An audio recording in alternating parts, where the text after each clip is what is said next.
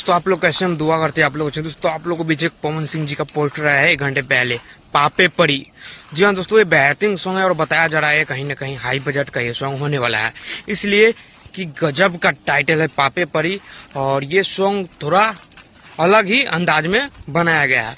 और आप लोगों को बता दें, ये सॉन्ग को गाए हैं पवन सिंह, अकेले पवन सिंह गाए हैं। और इसमें जो म्यूजिक दिए प्रियांशु सिंह जी का म्यूजिक है। और ये सॉन्ग लिखे हैं राइटर आशुतोष तिवारी जी। और इसमें बताया जा रहा है ये सॉन्ग में हीरोइन जो होने वाली है क्यूनी साली, बट अभी तक कंफर्म डेट नहीं आया, कंफर्म पोस्टर का मेंशन में नहीं है क्यूनी साली रहेगी या नहीं रहेगी, बट ज्यादा से लग रहा है। और आप लोगों को बता दें, ये सॉन्ग आप लोगों के बीच में मोहल्ला म्यूजिक यूट्यूब चैनल पे, उसी पे ये सॉन्ग आप लोगों के बीच में रिलीज होगा। 4 से 5 तारीख तक ये सॉन्ग आप लोगों के बीच में यूट्यूब पे सुनने को मिलेगा।